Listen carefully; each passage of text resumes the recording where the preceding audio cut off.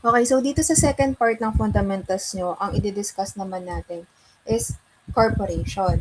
So, di ba merong tatlong forms ng organization? Una, yung sole proprietorship, next yung partnership, and then last is yung corporation. So, alam ko yung sole na-discuss nyo na sa basic accounting to, di ba? Yung partnership naman dito sa first part ng fundamentals nyo. So, ngayon, corporation naman na tayo. So, medyo pa complicated siya ng pa-complicated. So, ang second part ng fundamentals, ang i-discuss nga natin ulit is corporation, mga shareholders, yung tungkol sa shareholders equity and mga accounting procedures doon sa share capital transactions. So, syempre, bago tayo mag-proceed doon sa mga shareholders equity tsaka share capital, kailangan alamin muna natin yung definition ng corporation. So, ayon sa Corporation Code of the Philippines, a corporation is an artificial being created by operation of law, having the right of succession, and the powers, attributes, and properties expressly authorized by law or incident to its existence. So, para mas magets nyo siya, himay-himayin natin yung definition niya. So, una is ito nga, artificial being. So, isang characteristics ng corporation is meron siyang separate legal entity. Ito. So, ibig sabihin, separate yung individual owners ng corporation sa mismong corporation. Kasi ang corporation is para siyang tao din. Artificial being siya. Di ba? Pag being sabihin tao. So, um, para siyang isang tao. So, dahil isa siyang tao, may sarili siyang identity. Hindi siya iisa doon sa mga owners niya. So, just in case, halimbawa, may nangyari, nagkaroon ng problema, or kunyari may ginawang illegal yung corporation, halimbawa lang. Ang kakasuhan mo doon is yung corporation, hindi mo kakasuhan yung mga owners niya. Okay? And kapag kunyari may utang yung corporation, ang hahabulin mo yung corporation, hindi mo hahabulin yung owners. Diba? Kasi meron siyang separate legal entity.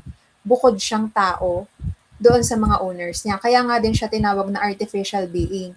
Kasi para din siyang tao. And gaya ng isang tao, meron din siyang mga nagagawa natin. Halimbawa, una, syempre meron siyang pangalan. Gaya natin, may pangalan siya. Pangalawa, ayan, pwede siyang mag-own ng property. So, pag bumili siya ng sasakyan, halimbawa ng building, ng lupa, yung mga properties na yun ipapangalan sa corporation mismo. Halimbawa, Jollibee. Bumili yung Jollibee ng building para sa bagong restaurant niya. Yung building nakapangalan sa Jollibee Corporation. Hindi siya nakapangalan dun sa owners ng Jollibee. Nakuha ba yun? Next is can enter into contract. So, pwede siyang pumasok sa mga agreement. Then, can sue or be sued. Yun nga. Pwede siya magsampa ng kaso. Pwede din siyang kasuhan. Gaya ng sinabi ko dito sa separate legal entity. Yung kakasuhan mo, yung mismong corporation, hindi yung mga may-ari. Okay? So, ito basic lang to ah. Next is created by operation of law. So, ang corporation is nag-exist siya sa pamamagitan ng batas. So, kapag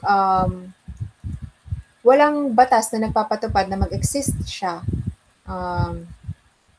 hindi magkakaroon ng corporation. Ganun. Unlike dun sa partnership, di ba kung natatandaan nyo, partnership is a contract. Di ba? So, contract, ibig sabihin agreement. Basta nagkaroon ng agreement yung dalawang tao, pwede nang magkaroon ng partnership. Pero dito, sa corporation, hindi. Hindi pwedeng ma-form yung corporation sa pamamagitan lang ng agreement between two parties.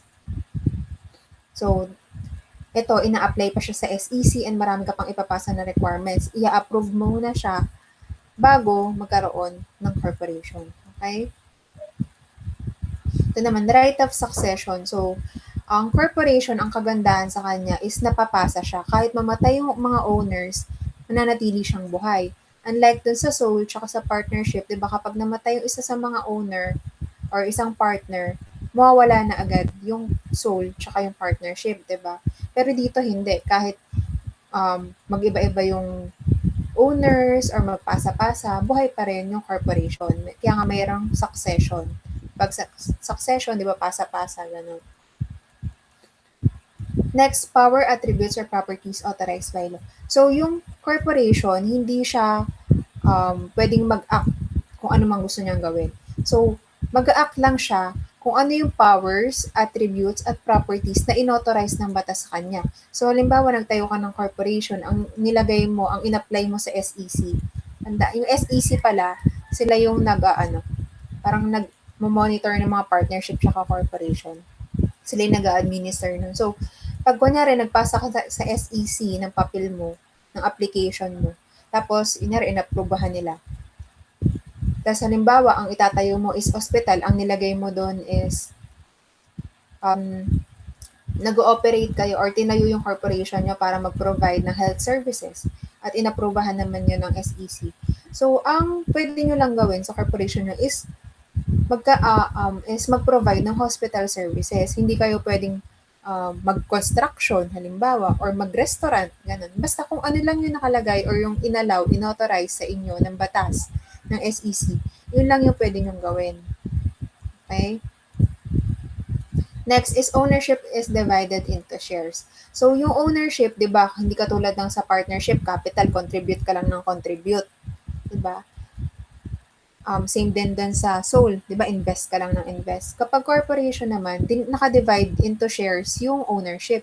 So, ang gagawin mo, kung gusto mong maging owner ng corporation, bibili ka ng shares.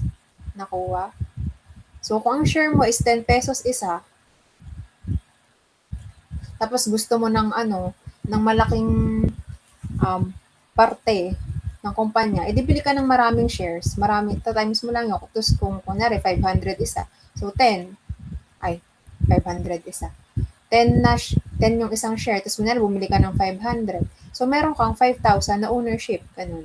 Divided siya into shares, hindi katulad ng sa partnership na invest 10,000, ganun. Hindi ka nang bibili ka ng shares para magkaroon ng ownership doon sa corporation.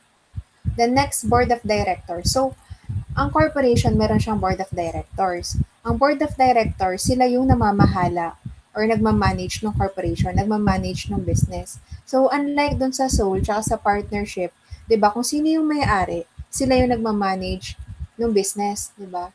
Dito, sa corporation, hindi. Yung mga shareholders, ang ginagawa nila is nag-e-elect sila ng board of directors. Para yung board of directors, sila ngayon yung magmamanage ng business, magmamanage ng corporation, sila din yung gagawa ng mga decisions doon sa kumpanya. Kasi imagine niyo naman, di ba, alam yung shareholders, kunyari bibili ka sa isang company malaki, halimbawa, Jollibee ulit, di ba, sobrang daming shareholders niyan.